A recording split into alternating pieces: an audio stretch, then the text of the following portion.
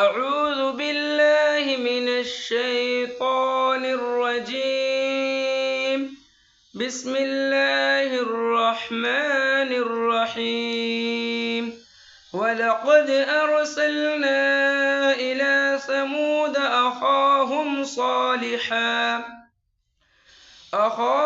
صالحا أن اعبدوا الله فإذا هم فريقان يختصمون. قال يا قوم لم تستعجلون بالسيئة قبل الحسنة لولا تستغفرون الله لعلكم ترحمون. قالوا اطيرنا بك وبمن معك قال طائركم عند الله بل أنتم قوم تفتنون. وكان في المدينة 9 رهط يفسدون في الأرض ولا يصلحون. قالوا تقاسموا بالله لنبيتنه وأهله ثم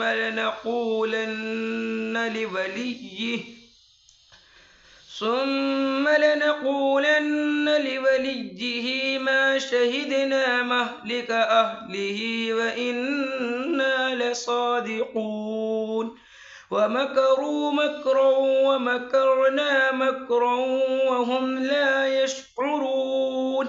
فانظر كيف كان عاقبة مكرهم أنا دمرناهم وقومهم أجمعين. فتلك بيوتهم خاوية بما ظلموا إن في ذلك لآية لقوم يعلمون. وأنجينا الذين آمنوا وكانوا يتقون.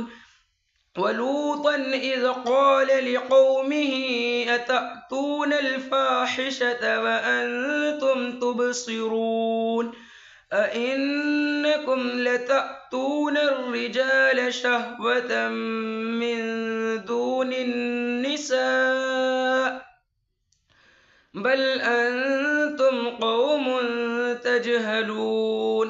فما كان جواب قومه إلا أن قالوا أخرجوا آل لوط من قريتكم إنهم أناس يتطهرون. فأنجيناه وأهله إلا امرأته قدرناها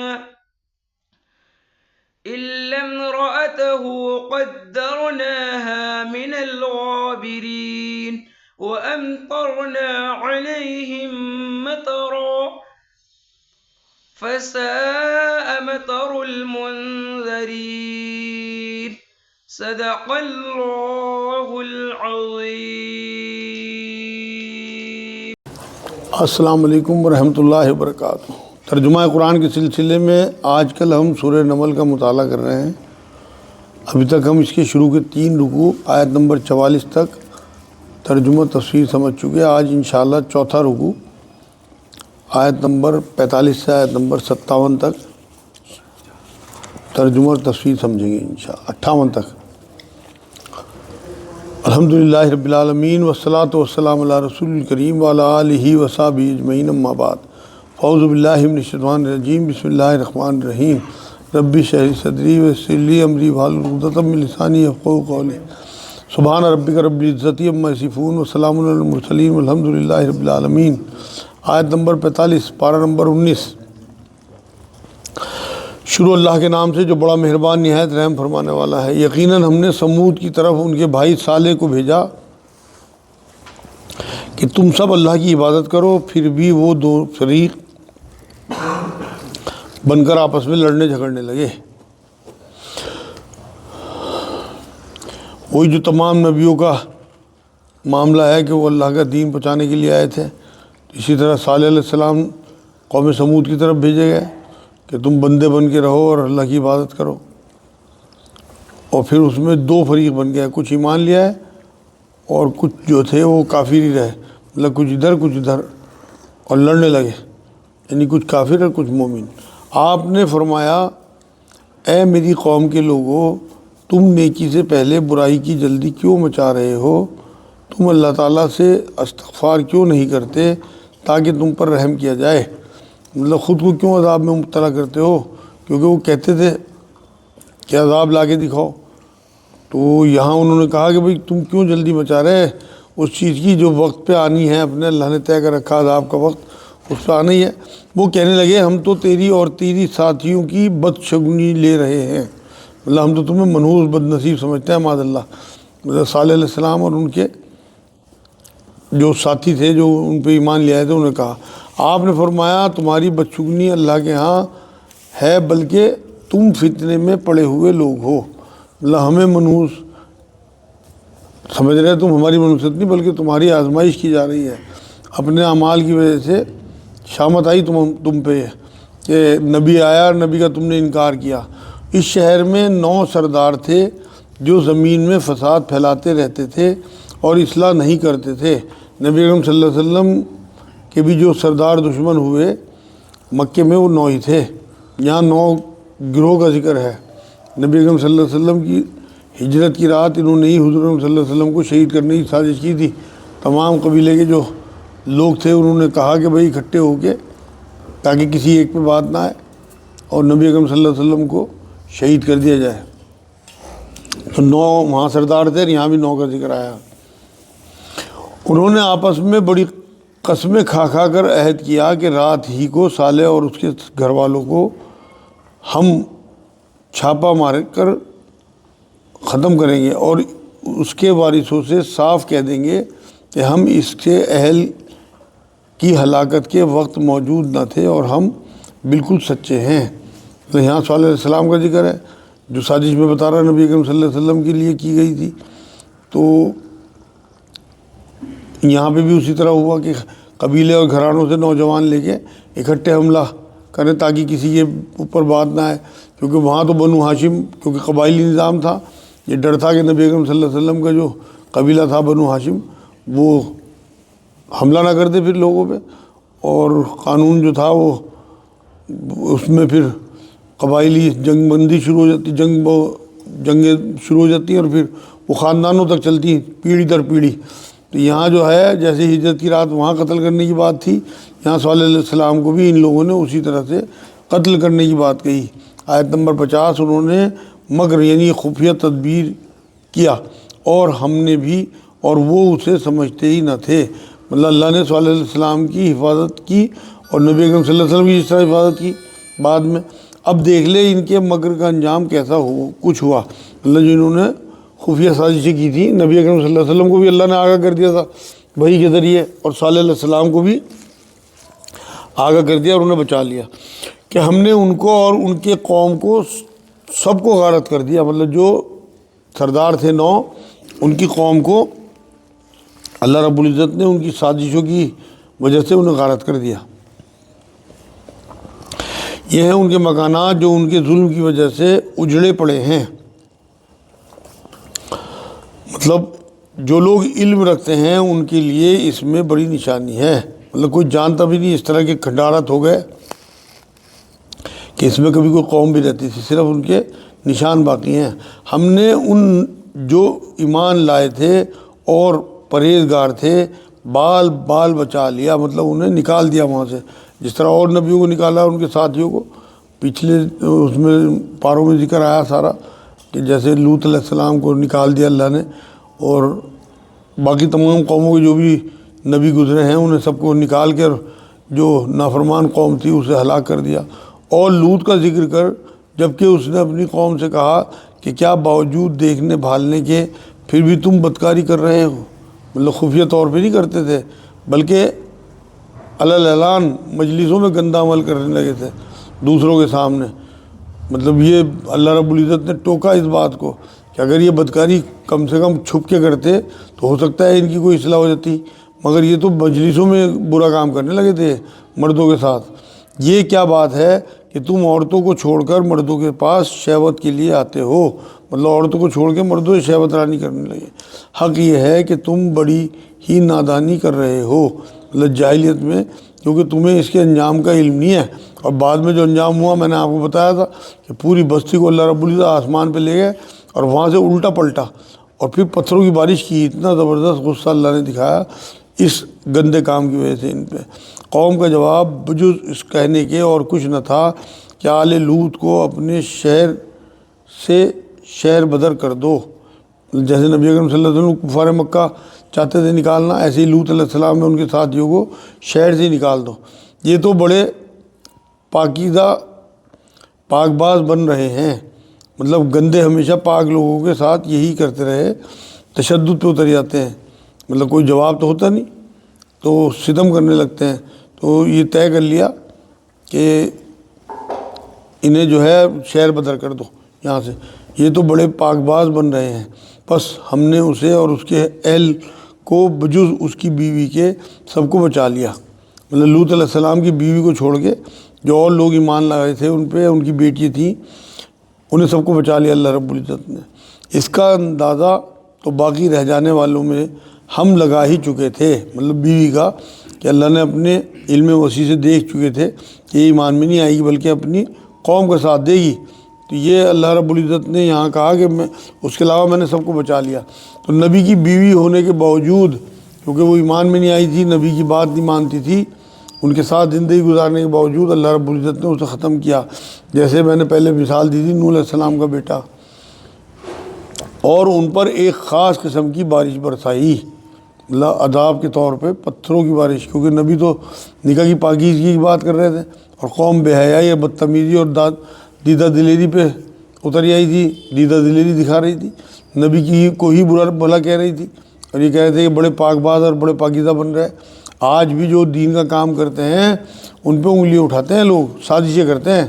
آپ یقین کریں کہ ہمارے خلاف بھی اب بھی سازشیں اکثر سننے میں ملتی ہیں۔ تو نیکی کی جو تبلیغ ہے اس کو کرنے والوں کو بہت کچھ سننا پڑتا ہے۔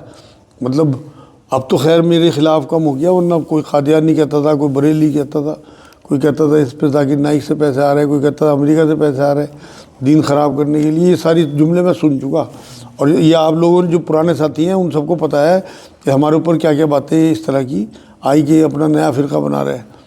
تو یہ سب باتیں ہم سن چکے، تو یہ ہر حال میں برداشت کرنی ہوتی ہے، لیکن جمے رہنا ہے پکا، جیسے نبی اکرم صلی اللہ علیہ وسلم جمے رہے، ہم انہی کی سنت میں ہیں۔ بس ان کے دھمکائے ہوئے لوگوں پر بری بارش ہوئی، مطلب پتھروں کی بارش، جس سے برباد کیا اللہ نے اس کی پوری بستی کو۔ تو وہ اللہ نے اسے بری بارش کہا کہ بہت بری بارش برسائی گئی۔ یہ آج الحمدللہ سورہ نمل کا 4واں رکوع۔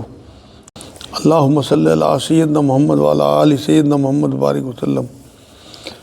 حضرت ابو امامہ رضی اللہ تعالیٰ عنہ سے روایت ہے کہ رسول اللہ صلی اللہ علیہ وسلم نے ارشاد فرمایا کہ جس نے اللہ کے واسطے محبت کی اور اللہ کے واسطے دشمنی کی اور اللہ کے واسطے مال دیا اور اللہ کے واسطے منع کیا، اس نے اپنے ایمان کو مکمل کر لیا۔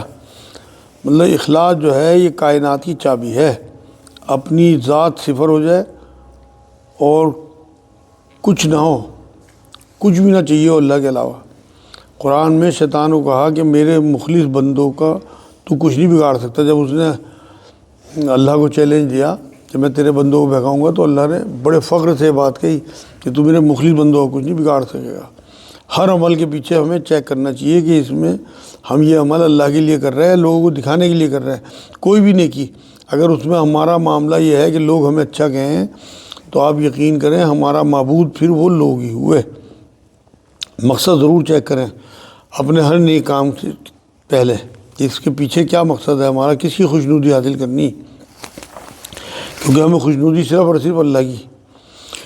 تو اخلاص والے جو بندے ہیں اللہ کے غرور ہیں اور اس کی شان ہے۔ پوری سورہ اخلاص جو ہے وہ اللہ رب العزت نے اتاری ہے، اسے یہ چیک کریں کہ یہ آیتیں ہمارے وجود میں ہیں نہیں ہیں۔ سورہ اخلاص قل هو اللہ احد والی صورت، آپ اس کا ترجمہ پڑھنا کہ اللہ نے کس طرح اپنی صفات بیان کی ہیں۔ یہ سنن ابو داؤد شریف کی حدیث پاک تھی۔ حضرت ابو ذر غفاری رضی اللہ تعالیٰ عنہ سے روایت ہے کہ رسول اللہ صلی اللہ علیہ وسلم نے فرمایا کہ بندوں کے اعمال میں اللہ تعالیٰ کو سب سے زیادہ محبوب وہ محبت ہے جو اللہ کے لیے ہو، اور وہ بغض وہ عداوت جو اللہ کے لیے ہو۔ سنن ابو داؤد شریف کی حدیث پاک ہے یہ بھی۔ اسلام کے 5 رکن ہیں، اور میرے استاد ڈاکٹر اظہار احمد مرحوم یہ کہتے تھے کہ ایمان کے 7 رکن ہوتے ہیں، ایک پہلے اور ایک بعد میں۔ پہلا جو ہے وہ اخلاص کو ہی کہتے تھے۔ ویسے تو 5 ہیں اسلام میں، تو کیا آپ نے کلمہ پڑھا، اس کے بعد نماز، اس کے بعد زکوٰۃ، روزہ، حج، لیکن ان کے مطابق 7 ہیں ایمان کے۔ ایک پہلے آپ کو اخلاص، کہ آپ ہر کام سے پہلے چیک کریں کہ اللہ کے لیے کر رہے ہیں آپ یا لوگوں کے لیے کر رہے ہیں۔ اور 7 سب سے آخر میں 7ویں نمبر پہ جہاد فی سبیل اللہ، اللہ کی راہ میں جان دینے کے لیے۔ اللہ ذاتی بدلہ نبی اکرم صلی اللہ علیہ وسلم نے کبھی نہیں لیا، تو ذاتی بدلہ جو نہ لے، اللہ کے لیے لڑے، اللہ کے لیے چھوڑ دے لوگوں کو، وہی اصل میں مخلص بندے ہیں۔ حضرت علی اور یہودی کی لڑائی میں نے آپ کو سنایا تھا ایک بار، تو جب ہو رہی تھی تو انہوں نے اسے زیر کر لیا یہودی کو، اس کی گردن پہ تلوار رکھ دی، نیزہ تھا اور اڑانے والے سے گردن، انہوں نے ان کے منہ پہ تھوک دیا یہودی نے، یہ اسی چھاتی سے اتر گئے، ہٹ گئے، چھوڑ دیا اسے، نیزہ ہی پھینک دیا۔ وہ بڑا تعجب میں ہوا، پوچھنے لگا حضرت یہ آپ نے کیا کیا؟ میں تو آپ کے زیر نیچے آ گیا تھا اور آپ تو مجھے مار دیتے۔ تو انہوں نے یہی بات فرمائی کہ جب تک میں تیرے اوپر چڑھا بیٹھا تھا اور میں لڑ رہا تھا تیرے سے، جب تک میرا معاملہ اللہ کے لیے تھا، لیکن جب تو نے میرے منہ پہ تھوکا تو میرا نفس بیچ میں آ گیا، اور اگر میں تجھے قتل کر دیتا اپنے نفس کی وجہ سے تو اللہ کے لیے قتل نہ ہوتا۔ تو اس لیے وہاں سے دیکھیے آپ کس جگہ سے جو ہے وہ چھوڑا ہے اسے، اپنے دشمن کو۔ سورہ آل عمران 134 نمبر آیت میں مخلص اللہ والوں کی صفت غصہ پینے والے ہوتے ہیں، درگزر کرنے والے ہوتے ہیں، لوگوں پہ احسان کرنے والے ہوتے ہیں۔ سورہ انبیاء 20 نمبر آیت میں اللہ والے دن رات تسبیح کرتے ہیں، مطلب اللہ کو یاد رکھتے ہیں۔ تسبیح کرنے سے مطلب یہ نہیں کہ تسبیح کھینچ رہے ہیں اٹھتے بیٹھتے لوگوں کو دکھانے کے لیے ہاتھ میں تسبیح ڈرامے بازی، بلکہ تسبیح یہ ہے کہ آپ اللہ کی یاد، آپ اپنی بیوی کے پاس ہو تو آپ کو یہ لگے کہ میں اللہ مجھے دیکھ رہا ہے، آپ اپنی دکان پہ ہو، آپ کی سے معاملہ کر رہے ہیں، آپ اپنی بہنوں کا حق دے رہے ہیں، آپ اپنے پڑوسیوں کے ساتھ بیٹھے ہیں، آپ کو وہ جو جملہ بار بار رمضان میں آ رہا ہے کہ یہ چیک کرا کرو کہ آپ محلے میں آپ کی وجہ سے لوگ جو ہے وہ شکر کر رہے ہیں یا صبر کر رہے ہیں، یہ چیک کرنا ہے آپ نے۔ تو اخلاص والے بندوں کے محلے والے ان کے وہاں ہونے سے شکر کرتے ہیں، دن رات تسبیح کرتے ہیں اور اس میں تھکتے نہیں اللہ کو یاد کرنے میں۔ سورہ یونس آیت 62، اللہ والوں کو گھبراہٹ یا ڈر نہیں ہوتا، مطلب کسی قسم کا کوئی ڈپریشن نہیں ہوتا اللہ والوں کو۔ حضرت ابو ہریرہ رضی اللہ تعالیٰ عنہ سے روایت ہے کہ رسول اللہ صلی اللہ علیہ وسلم نے فرمایا کہ اللہ تعالیٰ تمہاری صورتوں اور تمہارے مالوں کو نہیں دیکھتا، وہ تمہارے دلوں کو اور تمہارے عملوں کو دیکھتا ہے۔ صحیح مسلم کی حدیث پاک ہے کہ کس عمل کے پیچھے کیا نیت تھی، ایسے ہی نماز پڑھو، عبادت کرو جیسے تم اسے دیکھ رہے ہو۔ حدیث جبرائیل میں جو آیا تھا وہ یہی، جبرائیل علیہ السلام نے جب پوچھا حضور اکرم صلی اللہ علیہ وسلم سے کہ احسان کیا ہے، تو انہوں نے کہا تھا ایسے ہی عبادت کرو جیسے تم اللہ کو دیکھ رہے ہو، اور ایسا نہ ہو سکے تو اللہ تمہیں دیکھ ہی رہا ہے۔ سورہ توبہ آیت نمبر 24 میں 8 چیزیں اللہ نے بیان کرائی ہیں، آج ہی وہ اس میں بتا رہے تھے سراج بھائی، 8 چیزیں جو ہے نا ان کا ذکر کیا اللہ نے، اور یہ کہا کہ اگر وہ اللہ اور اس کے رسول اور اس کی راہ میں جہاد کرنے سے تمہیں زیادہ عزیز ہیں تو پھر انتظار کرو عذاب کا۔ اس میں باپ ہیں، بیٹے ہیں، بھائی ہیں، عورتیں ہیں، خاندان کنبے ہیں، مال ہے، تجارت ہے، اور کوٹھیاں ہیں، پلازا بلڈنگیں جو ہم بناتے ہیں، اگر یہ ہمیں زیادہ عزیز ہیں اللہ اس کے رسول اور اللہ کی راہ میں جہاد سے، تو عذاب کے انتظار کو کہا گیا۔ یہ اخلاص کا جو معاملہ ہے، بڑے گناہوں سے بچنے کو، لا الہ الا اللہ، لا مقصودی الا اللہ، لا مرغوبی الا اللہ، لا مطلوبی الا اللہ، لا محبوبی الا اللہ، لا الہ الا اللہ، تو یہ ہے اخلاص اصل۔ تو اب کسی کے ذہن میں کوئی بات ہو